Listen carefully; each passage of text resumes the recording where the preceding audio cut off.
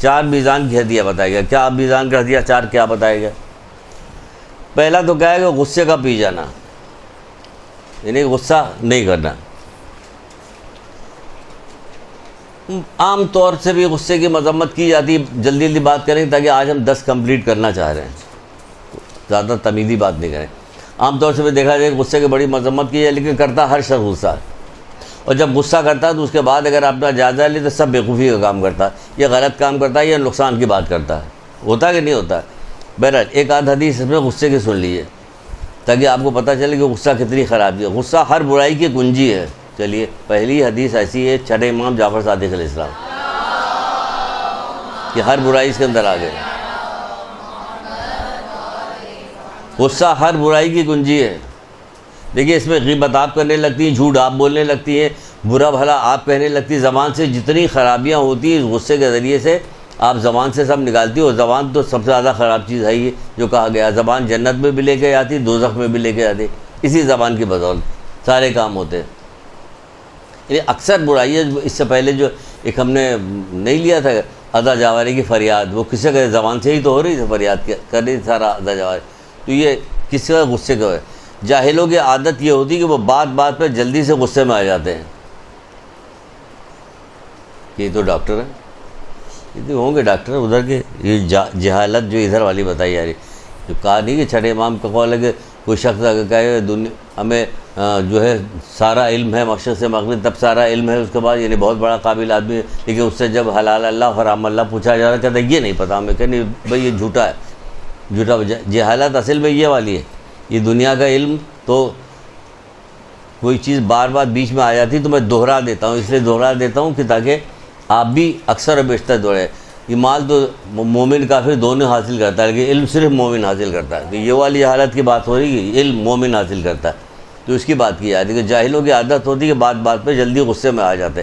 پھر رسول خدا صلی اللہ علیہ وآلہ وسلم نے فرمایا،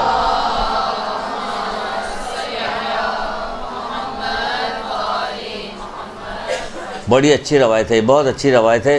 یہ ہم کو ملی ہے وہاں سے جامع الاخبار سے، شیخ صدوق کی کتاب جامع الاخبار سے، وہاں سے ملی یہ روایت. کیا روایت ہے اس میں؟ رسول خدا فرماتے ہیں، کیا بات ہے؟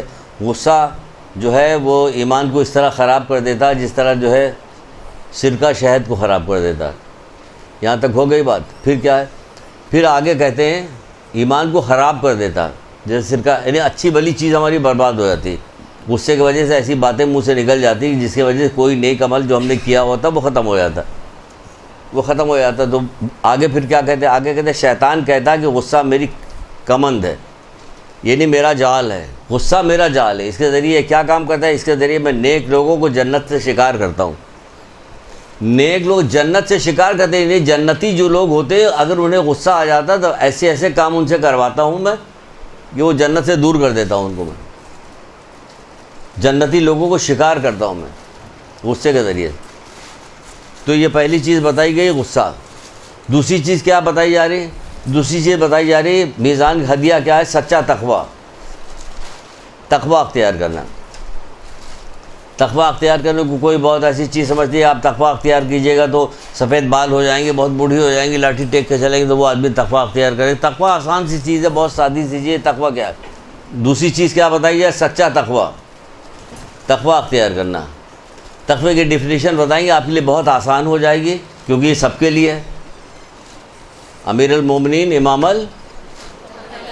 متقیوں کے امام ہے تو ہمیں تو تقویٰ معلوم ہونا چاہیے کہ تقویٰ کیا ہے. اور آسان سی ڈیفینیشن ہے اور بہت آسان.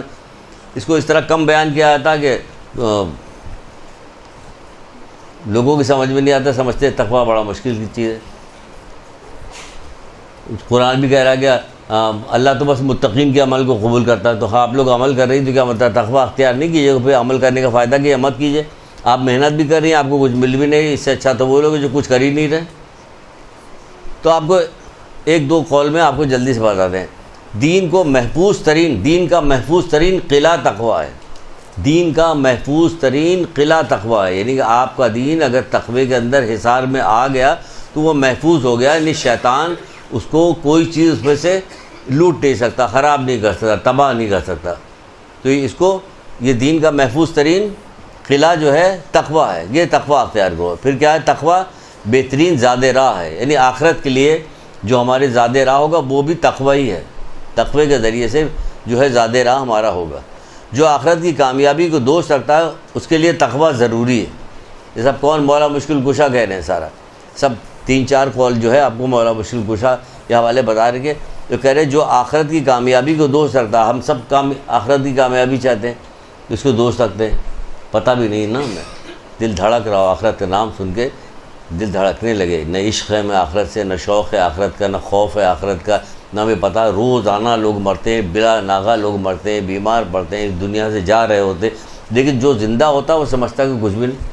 بالکل وہی عقیدہ بنا لیا ہم نے جو قرآن کے اندر یہود و نصارہ کے بارے میں کہا گیا ہے کہ ان کے لیے سر دست یہی دنیا، آخرت کا تو کچھ، یعنی ہر چیز میں ہماری فکر آخرت ہونی چاہیے، کیونکہ آخرت میں ہر وہ چیز ملے گی جو یہاں تمنا کبھی کبھی تو اس وجہ سے بھی نہیں کرتی کہ آپ سمجھتی میں مجبور ہوں کیا کروں گی یہ تمنا کرے گی، لیکن آپ وہاں پہ تو جو تمنا کرے گی وہ آپ کو موجود ہوگی، تو اس لیے آپ کو تو وہاں کے بارے میں بہت زیادہ عشق و شوق و معلومات ہونی چاہیے۔ کوئی محفل ہو، کوئی سی جگہ ہو، اس فکر سے خالی نہیں ہوتی، نہیں ہونی چاہیے۔ تو کیا کہتے ہیں جو آخرت کی کامیابی کو دوست رکھتا ہے اس کے لیے تقویٰ ضروری ہے۔ پھر فرماتے ہیں، اب اس کی ڈیفینیشن سن لیے، آسان سی بالکل، کیا ہے تقویٰ؟ یہ ہے کہ انسان ہر اس چیز سے پرہیز کرے جو اسے گناہگار بنائے، یہ ہے تقویٰ۔ کتنی آسان ڈیفینیشن ہے۔ تقویٰ کیا چیز ہے؟ تقویٰ یہ ہے کہ انسان ہر اس چیز سے پرہیز کرے جو اسے گناہگار بنائے، ہر اس چیز سے پرہیز کرے جو اسے گناہ گار بنائے۔ ہو گیا۔ اس کے بعد کیا چیز؟ سچا نماز جماعت کے ساتھ پڑھنا، جماعت کے ساتھ نماز تو آپ تو نہیں پڑھیے گا، باقی جو اگر مرد لوگ سنیں گے تو وہ پڑھیں گے، جماعت کے ساتھ ایک نماز 1000 نماز کا ثواب دے رہی ہو تو جماعت کے ساتھ پڑھنا۔ تقویٰ ہو گیا، غصہ ہو گیا، اچھا اس کے بعد سچا تقویٰ ہو گیا، شاید پتہ نہیں ہوا کہ نہیں ہوا۔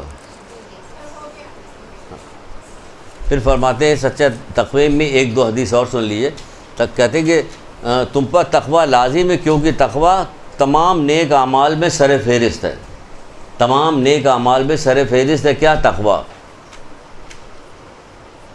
پھر مولا مشکل کشا فرماتے ہیں کہ ایمان تقوی کے بغیر مفید نہیں، ایمان تقوی کے بغیر، پورا اسلام آپ کا مولا کی وجہ سے مفید نہیں، کوئی فائدہ نہیں۔ اگر آپ نے محمد علی ولی اللہ نہ کہا ان پہ تو کوئی فائدہ نہیں ہوگا، تو وہ کیا کہہ رہے ہیں؟ وہ کہہ رہے ہیں کہ تقوی کے بغیر مفید نہیں، کوئی فائدہ نہیں۔